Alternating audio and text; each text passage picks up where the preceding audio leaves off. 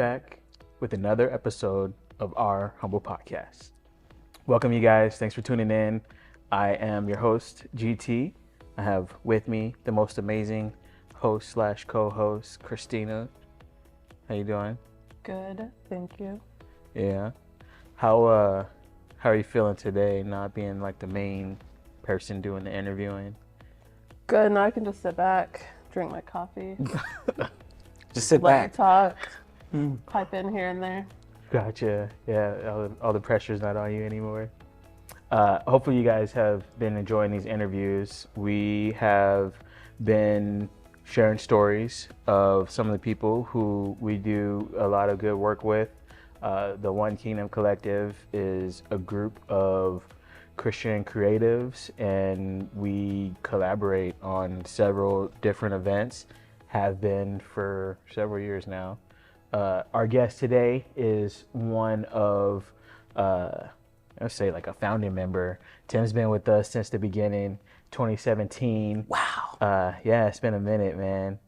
Actually, I was thinking about it not too long ago, our very first parade. You were in there, and I want to say it was for Juneteenth. It was a Juneteenth. That was when we first did the whole And we did DJ on the back, and yeah, that was the first time. That started the foundation, and now it's sprouted into this whole thing, which is super fun for the summer. Shameless plug, you guys check out the 2023 parade series. It's coming. Humble Kings, One Kingdom Collective, First Student. We out here, and we do a roving concert, roving intentional, and we just have a good time. But today we're here to talk to the man, Tim, the Floet more. Haven't even said that name in seems like a few years. Yeah. How are you doing, bro? I'm doing good, man. Just glad to be here. Excited to see what you're doing. Christina, co-hosting. Okay. I love it. It's come a long ways. Yeah. I remember when we first started this project, we were talking about what that was going to look like, and she was like, no, don't put me on camera. But then she graciously was willing to step up. Was it graciously? No. Reluctantly. Okay, let's tell the truth. That sounded good for camera, but no. Yeah, I know Chris, that was not gracious. It was reluctant, but she did. Like the first time I asked her, I didn't have to ask multiple times. She was like, yeah, I'll do it. Supportive. Yeah. That's it. I thought it was only audio. Oh. You didn't pick your nose during it, and this. No. When he asked, I thought it was just going to be audio. Yeah. I didn't know it was going to be under the bright lights of the city and all the cameras. yeah. All of it. Superstar. So I have an icebreaker that we ask every show, and I just came up with this one today. So tell me, Tim, which came first, the vision or the mission? Oh, that's so easy for me. Yeah. Come on, the vision. I saw it first. Okay. I saw it. Then I figured out, from there, now we create a mission. So how would you describe the difference between a mission and a vision? I know vision is your thing. We'll get into that. So I see the vision as where you're going and the mission as the motor to get there. So It's the engine. I get it, like on paper, concept-wise. Can you give me an example? So if I were to create a vision statement for somebody, and I'll use the one for Vision Writers. Vision Writers USA is the global leader in the creation of vision statements that inspire and facilitate community growth and economic development. We take entrepreneurs from blaming to blooming and from excuses to execution. Nice. So that's the vision. Wordplay. So then I would pull out of that a mission that's going to drive that forward. So when I think about those words and what's passionate for me and what's inspirational for me, that I would say the mission is to make sure that every individual has the clarity they need to succeed. So helping individuals get the clarity the clarity that they need to succeed. Yes. Is how they go about fulfilling the It vision. isn't the how, it isn't for them. Okay. This is the company. So the company's mission is to make sure that every individual has the clarity they need to succeed. So the company then every day is going to make sure people have clarity. That's the daily work. So that's the on the ground, that's the operations. That's like, all right, what's our mission? To make sure every individual has the clarity that they need to succeed, which is going to take them to their vision. Gotcha. Lead them to that direction. So it's always pointing that, all right, so let's make sure this person has clarity. All right, what are your barriers to getting clarity? How are you thinking? What's your upbringing? Say you're an entrepreneur, you're an entrepreneur and you say, well, I want to make, 6 figures in my business, but I can't see it. I just can't see that. Well, why not? Well, because we grew up real poor, and we had food scarcity, we had money scarcity. My mom was always penny pitching. Like all these things are barriers to being able to see that. So that's clarity. So now we got to do the work. All right, let's help you get clear. Let's rub those glasses. Let's rub those lenses that are cracked. They're filled with all kind of misperceptions about money. You got to go through that process. Interesting. It's like, oh, interesting. I love it. Let me just think about that. Right? That's a lot to unpack. So, the Clarity Doctor, Vision Writers LLC. Let's talk about what you do. So, yes. we were just talking about the Vision Writers. That's a service where you're helping individuals get the vision, get the mission for their business. Mm-hmm. Is that right? Vision. Vision, just a vision. Just a vision. All right. Now, if they want mission, that's additional. But key first, let's get your vision. Okay. How did you get into that? It's pretty interesting. So actually, at a church I was at, we were actually writing vision, mission, goals, strategic steps. So I was doing that for a few years. So I was already just on the ground doing that.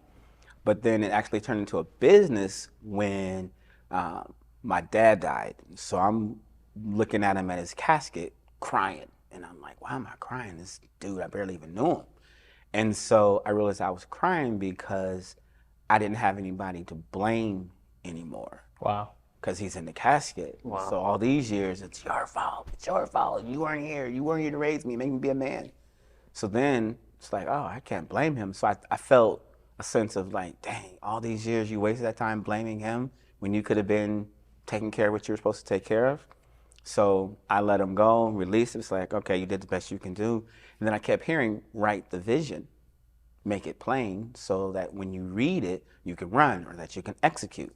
So I'd already been doing that. So I was like, okay, well, let me write a vision statement for my life, and what I want to start. So then that's when I sat down. It's like, well, what do I really want to do? People need vision. Because I started looking at my own life, how I had, got my master's degree, worked in IT for years, had quote unquote success, but it was still like boring. It just didn't feel right. Didn't have a real vision. Fulfilling. It wasn't fulfilling at all. But then when I sat down and said, I want to help people in this way, and I saw how once I wrote that statement for myself, the whole trajectory of my life just changed. It just, like, I felt so free, felt purposeful. Everything made sense. Stuff that I was already doing, it was like it was in alignment, but I didn't see where it was going because I had no vision. Like, you're just working and working and working, just doing a whole bunch of stuff, but it doesn't connect with anything. Mm-hmm. So when I actually connected to that vision statement, that's when everything was almost like, and it was like a straight line to exactly where I'm going. So now it's just a matter of anything that I do, it has to line up with the vision. Yeah. Yeah, we were talking about that a couple of weeks ago, and just the idea of tracing the dots, the different projects, the different things that I'm doing, and seeing how they all draw together. Yeah. That's just kind of eye-opening. I still haven't figured it all out, but I can see the connections being made, and it's just some more work to unpack it and bring things to the next level. Yep. I can relate to that too, about life changing after your dad passed. Mm-hmm. My dad just passed September, and oh wow, okay. Yeah, I feel like it's kind of a similar thing, that while he was here, I can still make the excuse that I'm not where I should be in life because I didn't have the best foundation, or I didn't have the best example or the best role model growing up. But there's a point where you have to take responsibility for where you are in life and realize that it's your actions and vision or lack of that have gotten you to where you are. The thing that I'm working on shifting is being intentional and being clear and seeing the destination that you want to get to. And then, what is it, reverse engineering, figuring out the process. Work backwards. Yeah, right? work backwards. Yeah, I know we're probably skipping, but the first thing I heard was one of the questions you were going to ask me was, what are the things that you're learning right now in this season? And it popped into that when you said it, and that's intention. And living an intentional life starts with what you say. And so being a programmer, when you're writing code, any word that's wrong messes up the whole program. It doesn't work. That's huge. And in real life, we think that we can just say, oh, I'm close enough in our language. But you can't just be close enough, because whatever words you use, that's where you're going to end up. So if you want to end up at 3563 and you put in 3562 and not worry about that little digit, well, you didn't want to end up there. This is where you wanted to end up. So looking at our life, we have to be intentional. And one of the words, there's a lot of words that I've realized that aren't intentional words. Try is not an intentional word. There's nothing intentional about trying to do something. The word doesn't imply getting it done. Try is just I'm planning to fail. That's what that really means. It's like an excuse. Yeah, it's an automatic, I just want to make you happy by saying that I attempted, but I don't actually plan on doing it, versus saying I'm going to do it. Simple as that. Either you are, like Yoda said, there is no try. It either do or not do. Yeah. That's what he said, do or not do. So, and another word is should. I take the word should out. Should kind of implies that there's guilt associated with it. When you say, oh, I should have did this, I should have did that, and you feel so bad by constantly shoulding yourself. In reality, if you should have, you would have. So there was no should. That's not something you really want to do. So don't should yourself and make yourself feel bad, and then anyone else, oh, well, you should do this. No, I actually shouldn't, because that's not what I want to do. So, and I learned to take that word out. And then also need. I'm careful in how I use need. So, which kind of is in line with should. So don't let anyone, or I don't tell myself, oh, I need to do this. No. I don't need to do that, because if I did, I would have done it. So it's not really a need yet. Now, do I need to eat? Yeah, I need to eat. That's very clear. I need to eat. I need a place to sleep. I need to work. Those are all identifiable needs. But when it comes to the other stuff, I needed to go here. I needed to call so-and-so. Those aren't needs, because if they actually were, they would have got done. So when you take that language out and strictly put it, this is what I'm going to do. That's it. Now you move the needle forward. And if you can't say this is what you're going to do, then you just don't say anything. It's either do or not do. That's it. That's huge. Yeah, I like that. Right? Yeah, and that's intentional language.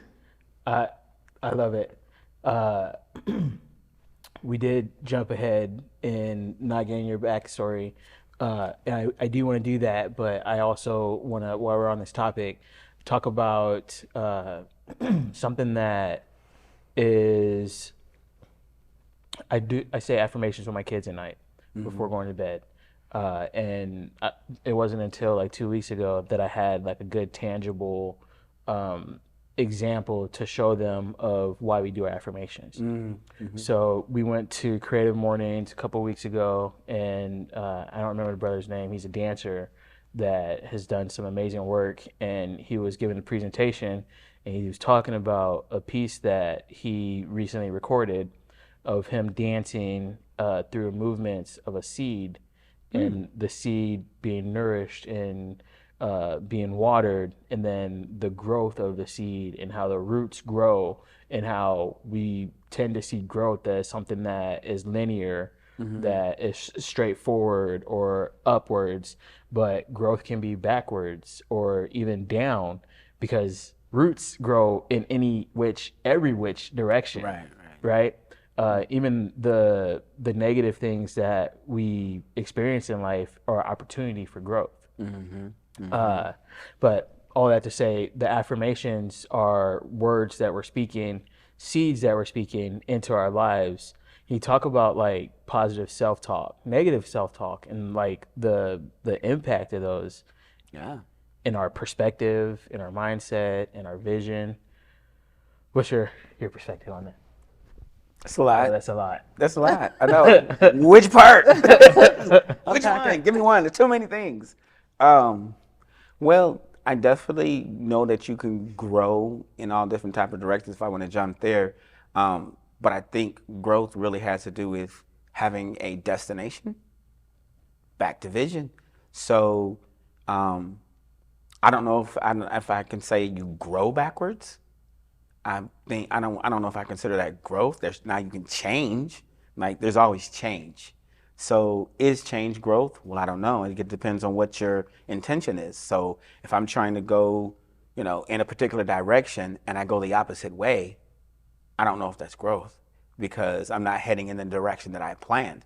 Now, if I learn something from going in the opposite direction, but then I readjust and point myself in the direction that I want to go, and I learned something from that experience, but I've changed directions to actually go where I want to go, then that's growth, because now I got something that's going to, facilitate me getting to where I want to go. I think that's the point that, You know? even though you may not be moving directly in that direction, as long as you're learning from that experience, it's still an opportunity for growth. Right. And the key is, though, are you really learning? Because sometimes we tend to make that excuse. And then you keep making the same mistake. Yeah, you're like, when are you going to readjust, though? When are you going to actually define a destination so that you even know where you're going? Because if you don't know where you're going, you're just going to go everywhere, And so that's really the key. Growth is, for me, and even just success, it's the progressive realization of a worthy goal. And that's Bob Proctor. And I love that. If you're progressing towards your destination, then that's growth. So when he was talking about the like roots going in like the different directions and stuff, I was kind of thinking about it more of like when you hit those roadblocks, like it can kind of push you down a little bit or shift you off course, but then your route like keeps going back up. So it's, yes. that's kind of what I took it. Redirecting, yeah. Yeah. Yeah, like you're not like growing downwards, but sometimes, things happen and Yeah. Your path gets rerouted. yeah, but you keep Heading coming in up that to direction. the sun. And like with the roots though, I mean their whole goal is to grow downwards though. They want to go deep and deep and deep so that you create a stronger foundation. So roots are supposed to grow downward. You see a root coming up out of the ground? I don't know. It's probably got redirected. Probably the ground was too hard. And, That's true, yeah. It probably does have there's a building right there, and all of a sudden it's like, oh, this building's in the way, so let me readjust. And Like maybe it's like the reversal of the root, like you're looking at it upside down. yeah, maybe that down is there up. I don't know. It's underground. All right.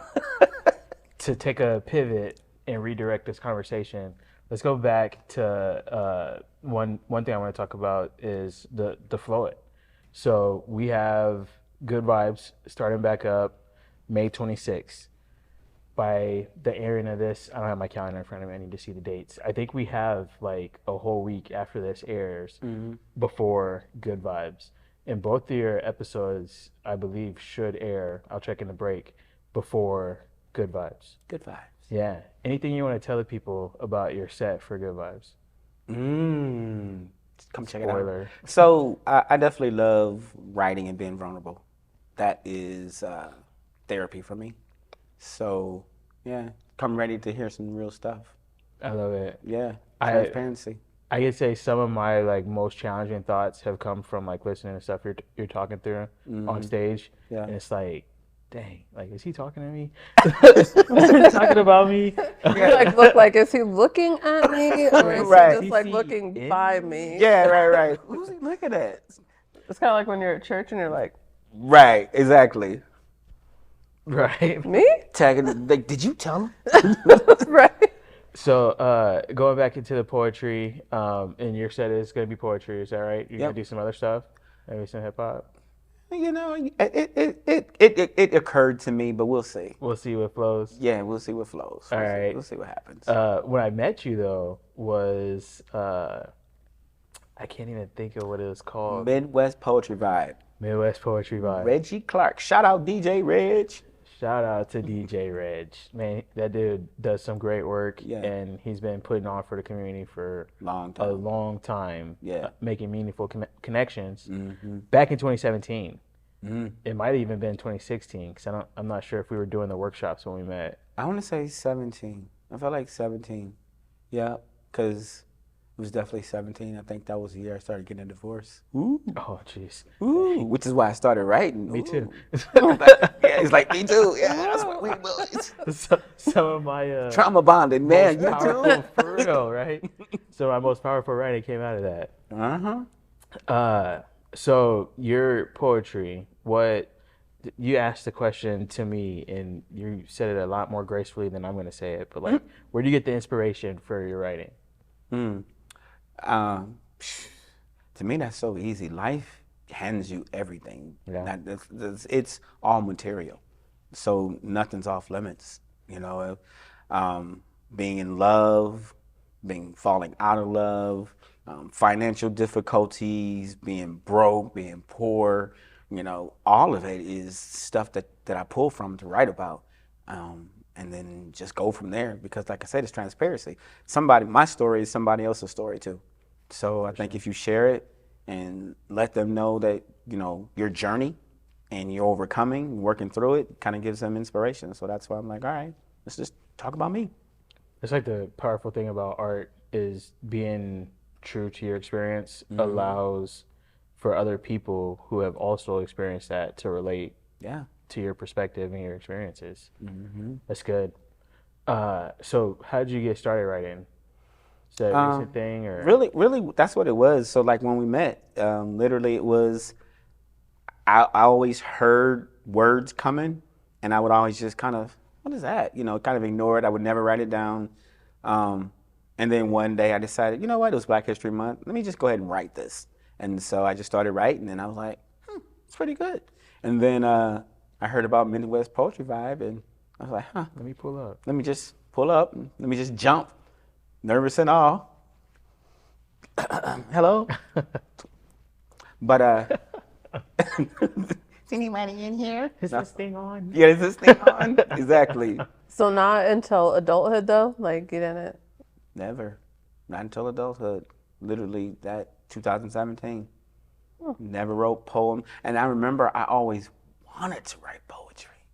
I would read books and be like, man, that is so dope. And I would write or try to write, and nothing would come out. You know, hickory dickory dock. It's like you read it and you're like, I can do that, and then you start and what is that? Yeah. That is not what I thought that was gonna Not be. at all. But you know, really, I found that everybody has their own natural rhythm, and when you find that, it makes it really easy. Yeah. And I think it's always in front of us and it's always there, but we suppress it because in our own mind, it's not good enough. It doesn't sound like George's. It doesn't sound like Shankita's. You know, whatever. It doesn't. It doesn't sound like. Well, it's not supposed to, because it's your own voice. And once you can get used to and comfortable with your own voice, you can really do anything. Can you say that again for the people in the back? I'm not sure everybody heard Once that. you get used to and comfortable with your own voice, you can do anything. I'm sitting right here. I think you're Yes, I think she heard it too. I just, Hence, hear my voice. right? We're gonna need to end this episode here pretty quick. Before we do, since we're talking about, I just made the connection while you were talking about that first open mic, the fact that you're also hosting an open mic now. If you want to go ahead and plug that real quick and then give your contact info. Sure. So we have every second and fourth Thursdays of the month at the Get Down Ultra Lounge, 8509 North 30th Street, Omaha, Nebraska. So or second and fourth. So it's Hear My Voice, a platform for artists to share their vision, their voice, and their story. So just get up and just share from the heart. We have prompts every night. So If you don't have anything to write from, we give you a prompt. So our last prompt for last week was, when I was a child, I always blank, which always made me blank. And so that was the prompt. Oh, that's cool. Yeah. So people can have inspiration Have for inspiration. a new piece. Yeah. I love it. Nice. How can people get in contact with you? You can reach me at theclaritydoctor.com/get help. Nice. Oh. I like it. When we come back, we're going to talk about that Clarity Doctor, because I think that's a pretty cool thing that you're doing also. All right. Cool. Well, thank you guys for tuning in to our humble podcast. It's been another awesome episode, another great conversation, getting to know the Floet, aka the Clarity Doctor, aka fellow humble king, aka my brother, aka Tim, BKA. Right. Right. All right. Thank you guys for tuning in. We'll be back next week. This is our humble podcast. For those tuning in the archives, it's just going to be like just a quick break, and we'll be right back.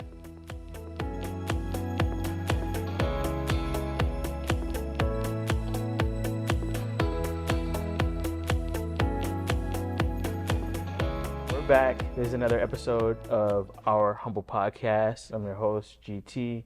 I got with me my co-host, Christina. And we've got with us Tim, Hey. Hey, I like the that. Floet, the Floet. Clarity Doctor. Clarity Doctor. What's up, y'all? What's your sign? Gemini. Gemini. Gemini in the house. June 10th, Gemini season. Oh, it's coming up. It's coming up. Yes. What's the plan? Going to Chicago. On the train? We just talked about that. Yeah, it's funny. I don't know yet. We might drive. I don't know. Drive or train. We're still deciding. What's going on in Chicago? Birthday weekend. Go Yeah. out to So enjoy actually- You know, it back there. Geminis go big. They're just who they are. I'm sorry. Can't help it. Two of them.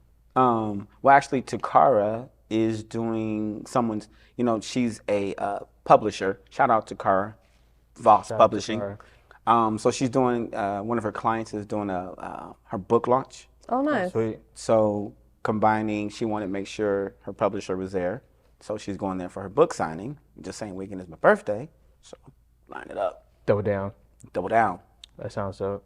You guys have fun. It's I gonna still remember last time. Well, this is last time we were in Chicago, just for good vibes in Chicago. Yeah. Yeah, shameless plug. You guys come check out Good Vibes, May 26th, May 26th, featuring the Floet, Sozo Coffee Shop, Sozo Coffee Shop.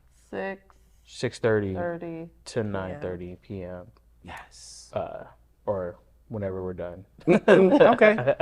The last poet drops. It's a competition. Yeah. Bring all your bars. Bring all your bars. Not your Nice. Milky Way. But yeah, we're gonna have a great time, and it's just fitting that Tim is our guest for this episode. I think that was on the calendar, but something that changed was our first feature was actually supposed to be Javon Mickles, and he's not able to attend. So again, thank you for being flexible and available. And I just want to reiterate that point of redirection, right? Sometimes we have a plan and it doesn't work out the way that we see it. As long as we're still getting to that destination, the path is gonna be whatever it needs to be. Yeah. And see, that's funny you said that, because so many people are stuck on the how. Yeah. And that's why whenever you're creating, your vision, people get stuck in, well, how am I going to do that? Like, they can't even say what they're going to do because they have to know how it's going to be done. And so because they have to know how it's going to be done, which is 100 million, billion, trillion ways it could be done, so you'll never get that answer, because there's always going to be redirection, but you always have that destination. So it's just kind of to that point. It's like, don't ask for how, just where are we going? That's where we're going? Okay. Leave the rest up to me. We'll figure it out. Universe, I love that.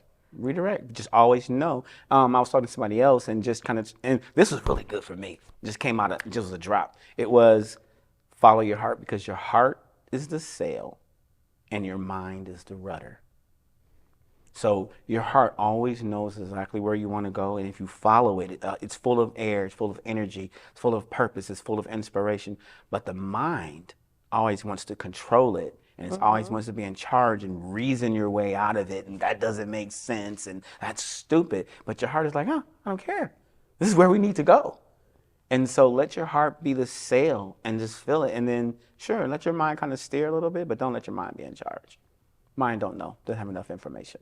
I see that as like the difference between passion and logic. Mm-hmm. The heart is the passion piece, the thing that really drives you, that Wakes you up in the morning. the vision. Literally. And then the mind is the trying to figure out all the details. Yeah. I'm glad that you made that point, because I feel like a lot of times people get caught up, when you said it, people get so caught up on how it's going to happen or what it's going to look like that they don't get started. Yep. And and I'm the worst one to say this because I'm really bad with overlooking details. The details are important, but not to the point of, I think one of the I can't think of it. The completely. paralysis by analysis or whatever. Yeah. Where you overanalyze everything, and so now you're a literal paralysis, and you never take move. no action. Take no action. That's Yeah. definitely not you. But then there's the opposite, which is me, that I just run after every carrot. And Yeah. They're Shiny object syndrome. Yep. Help. And you gather all the carrots, and then you have so many they start to rot. Yeah. Good I word. need to share those carrots a little better, Indeed. or just not pick up so many of One or the other. them. That's a good question that I wasn't even thinking of asking. But how do you set your boundaries and know when to say no to things?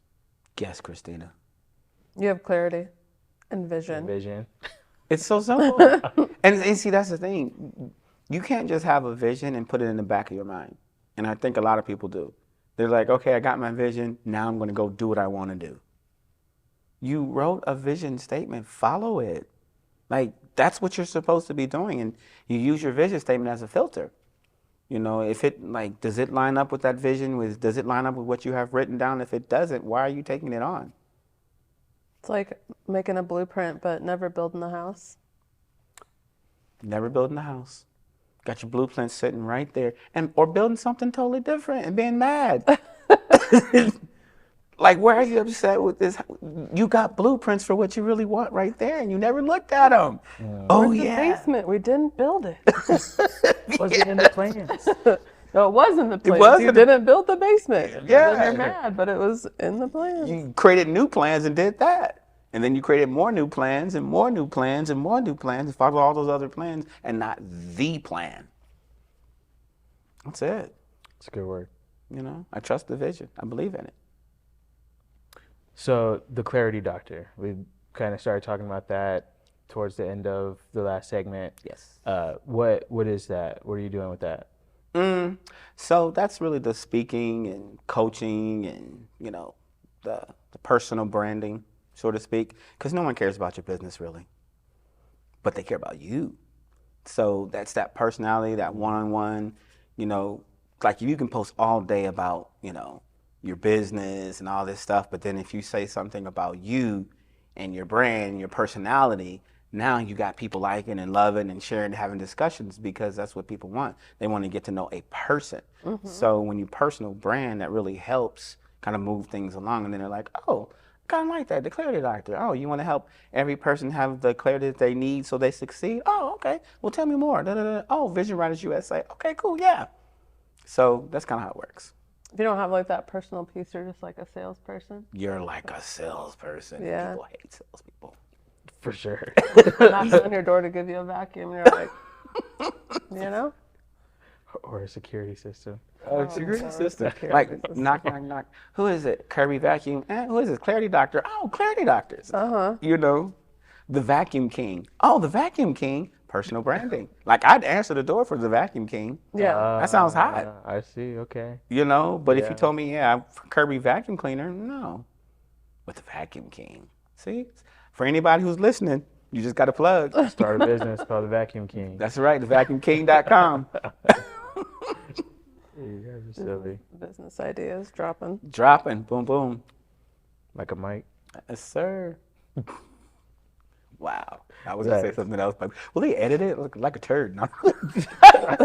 Hey, that's not worse than what we've had said on the show. So Yeah, I think okay. we're good. Edit out turd, right? No, we're good. Let it slide.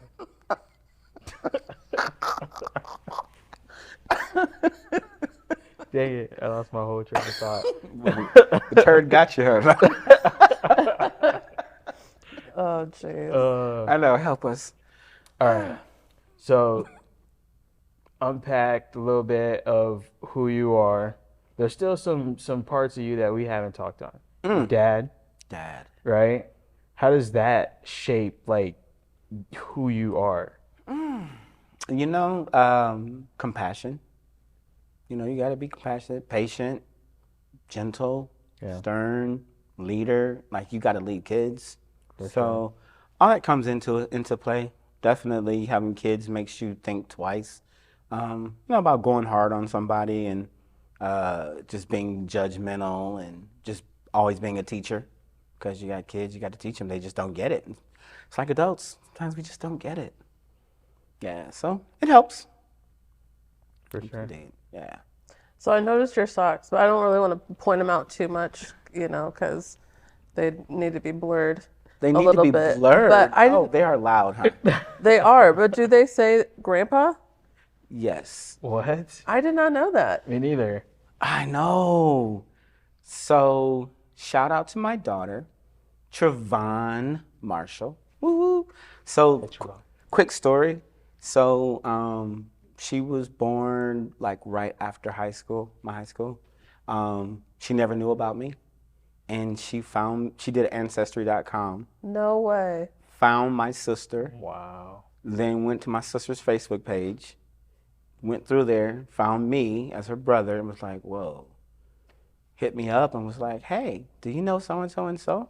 It's like, yeah, we have a child together. It's like, would that be me? Yeah, it'd be you. And we've been buddies ever since. That was a pleasant surprise. It was a pleasant surprise, yeah. How long ago was that? It's about 6 months now. What? Yeah. Wow. Well, actually, not in that. It was last June. Okay. We reconnected around Father's Day or my birthday, somewhere in there. Almost a year. So almost a year now. Congratulations. Yeah. How's so the baby? So she has two. Oh, they're so cute. Wow. Maya, and Maya's a little baby. She's so chunky and thick with these little chunky eyes like that, and she was so cute, chunky baby. I know. I forgot the other son's name. Yeah. Anyway, can't remember. I'm a grandpa. I can do that now. That's awesome. Yes, and then also my other son Curtis. He has two. So I'm actually a grandpa 4 times. 4 times. Yes, but shush, I'm not grandpa. I'm G-paw. G-paw? I'm pop. I mean, I wouldn't even have known had it not been you're advertising it. So Well, it was an accident. They just happened to match, and I couldn't find socks that match, so The grandpa socks match. yeah, everything else didn't match. So I was like, okay, yes, they are cool socks. thanks, grandpa. Yeah. Wild. Technology. I'm just telling you, like, it's, I don't know, it's wild how people are connecting. Yeah. Oh, That you socks, just haven't technology. seen. Oh, Facebook, Ancestry. Yeah. Yes. I thought it was the socks that connected us, but no, I mean, they're chips. I was trying to figure that out. The socks connected people. But no. She jumped off the socks back to because that was the next thought in my head, like, because I have like a similar not a child grandpa. that came out of no, the family that you're like, oh my gosh, Yeah. and then you lose touch over the years, and Mm-hmm. technology, Brings you back together. it does. And see, technology's not the devil. It's I God. mean, it's not, but it's, it's God. No, I'm just kidding. A little G. Little G. Got a little G. oh goodness. So we kind of jumped right in, and then you were pulling questions out and stuff. You asked about the dad, but I'm always curious about, because I'm a personal person, I'm Personal person. yeah, I'm not. The business stuff is. I'm not opening the door to the security people or the vacuum people. I'm not. So, but personal stuff, I like to know a little bit about people's like story, like where you came from, like your question for your open mic. You wanna talk about- Oh, when I said my childhood was blank, and so I always blank. I mean, you don't have to share that. No, It just had me I thinking actually like, wrote a piece about that. It's still on my phone, but I won't share it. But it's pretty dope. It was so quick. You gonna share the good vibes? Yeah, it was pretty good. It really, yeah. My background. I didn't have a bad background. Single mom. I wasn't a single mom. My mom was a single mom. yeah, yeah, yeah. There's Just make- that. yeah. Got it. They divorced when I was about 8. I will say the biggest thing about my childhood was being picked on and teased. And George and I, we talked about that because I wasn't black enough. We were just Literally just talking about that before we came here. Yeah. And I think that was the most traumatizing, just being made fun of because I didn't fit the mold and, didn't know how to dance, didn't know how to dress cool, didn't cuss all the time. So just they teased and it was hard. And I write about this in some of my poetry too, but just like little black girls, they're just so mean. Sorry, but they can really be horrible. And I talked to a lot of guys who've had that experience where, just being teased by teenage African American girls and just went hard on them. And even like, a couple of my sons, they're just like, we're done with black women. I'm out here just like that. So that was childhood. But other than that, my mother, woman of faith, just she was like, believe in God and don't go to jail and get your education. Those were her 3 pillars. So she drove that. So I never went to jail. Got my education, got my master's degree in management information system, and faith is what I walk. So thanks, Mom. Nice. Are you from here? I am. Yep. Where'd you go to high school? Central. Me too. Go Eagles. Woo, Oh. woo. Oh, shoot. My reunion's coming up this year. Yeah? Yeah. You going? Yeah. 5-year, 10-year. I don't know. Oh, 5 years? I mean, Oh, yeah, okay. 5 years. It's gonna be at the school. maybe 20 or Maybe 20. something. I don't know.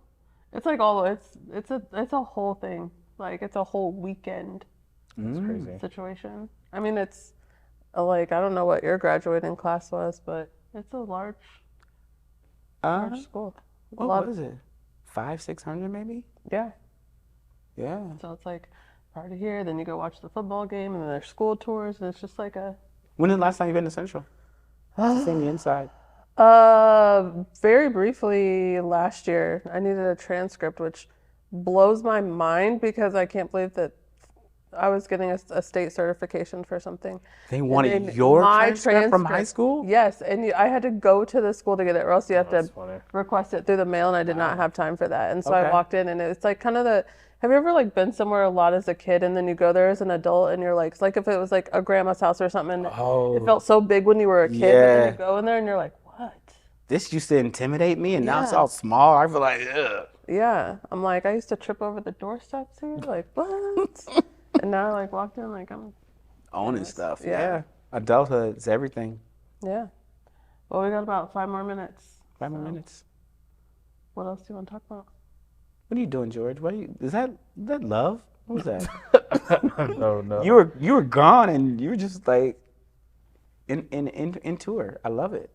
I was listening. So, talk about what you're learning this season. What are you learning this season? Yeah, so just intention and then financial lessons. And George, we talk about that a lot. The big lesson is that I was always taught to try to keep money. And now I'm really learning that our job isn't to keep money, it's to circulate money. And that really helped me because just trying to always hold on to why can't I keep money? Why can't I keep money? Well, you're not supposed to keep it. It's supposed to circulate. And so really being able to generate things that will help you circulate money, which is being an entrepreneur, because as long as you have something to sell or something to offer, you have something of value, and then you're always going to have the ability to circulate money because people are going to come to you and give you money in order to circulate. And I was like, oh. So really just shifting from trying to hold on to money, because you can't hold on to it. It comes and goes. And once I really, starting to embrace that, I don't get mad when money is gone, because I find peace outside of money, fulfillment in the vision and in purpose and things like that. So it all goes hand in hand, Interesting. Sorry. It's interesting. It is. I feel like at a young age, I got used to not having money because I didn't grow up with money. Yeah. I feel like we're taught, and there is some wisdom in saving money, save for a rainy day, save for down payment on a house or a car or whatever it is. But you can only save what you make and don't spend. That's limited by what you make. You can always increase what you're bringing in. The other thing that I think is interesting about it is the circulation piece, that the money. So at church this past Sunday, in our giving message, our worship director talked about the parable of the talents, and how but we know it. Yeah, yeah. But the parable of the talents, there's the one servant that was given the 5 talents and the 3 talents and the 1 talent, and the one who just buried his talent. He's not doing anything with that. It's just saving for a rainy day. Pretty much. There was no opportunity for it to grow. Something that I'm learning about is investments, investing in businesses, investing in myself and education, investing in opportunities that are going to increase the amount of cash that's flowing in and out of my hands. Creating assets of value. Assets. And that's how you circulate money, because you're buying things that have value that appreciates and not depreciates. So we're not constantly spending all the time, and you spend it all and there's nothing left. But when you invest, you see what you have, because investing isn't spending, it's appreciating. So once you really get that, it's like, oh, okay, it all makes sense. Don't just spend all the time. Just even the word spent. Think about that word. Like, I'm spent. You know what I mean? You're tired, you're exhausted, you're wore out. So you don't want to spend. You want to invest. So let's invest in me. So I always have energy, and now I'm happy. No. It's good. It's a good word. All right. Can you plug again how people can get in touch with you? Yes. So again, the claritydoctor.com/get help. You can schedule a free clarity call, an eye-opening session. Indeed, it's free, so don't even worry about that. Just sit down and just chop it up and see what happens. Or you can go to my business site, visionwritersusa.com. Yep. Now I have to ask, just as the MCME, do you have, is your writing published? Is my writing published? Is there somewhere that people can find your writing? No, not really. I mean, I do have a YouTube channel, but I don't really publish it. I don't put it out there, but I have writings, I have performances on there, but not my writings. That's coming next. Well, if people are interested in your writing, they can come to Good Vibes. On May 26th. May 26th. May 26th, Good Vibes. There you go. Yep. Order my book. I have a book. You do? Yes. It's called The Alignment Journal. Okay. The Alignment Journal, you can find it on my website. So it's really, once you have your vision, doing what it takes to be in alignment with your vision. So it's a 12-week journal where you just walk through daily affirmation steps, things that you think about to understand why you're not in alignment. Like, if this is what you want to do, why do you keep going in a different direction, to help you diagnose that. Alignment Journal. Love it. Yeah. The Alignment Journal. It's on your website? It's on my website. Not on Amazon. It is on Amazon, but you can't buy it from. The link on Amazon is going to take you back to my website to buy it, because Amazon keeps a portion of your money. Just so y'all know that. So you just take the fulfillment off of Amazon. Yes. Nice. Correct. Well, I buy my books there, so I get I get it at cost. And then you buy it from me, because they charge you more. Right. Yeah, because I'm the author, so of course I get it at cost. So I can charge you less. There you Business. Yeah. go. Come to the source Come to the source. so you can get it for cheap. Boom. Word. It's a bar. It's a bar. Put it down. You know, All right. sit down and drink. No, I'm just kidding. Maybe afterwards. Indeed. It's been great talking to you, Tim. Thanks Absolutely. for joining us. Cool. Thanks for all you do for the community. Interesting. No. Yeah, right. Interesting. I don't know what right. to say, but interesting. Speechless. Yeah. We're going to get out of here. Thank you guys for tuning in. It's another episode of our humble podcast. Our guest has been Tim Moore, the Floet, a.k.a. the Clarity Doctor. Yes. I'm not going to go into all the rest. Oh, man. But thanks for tuning in. We'll be back next week with another great guest. Tune in and see.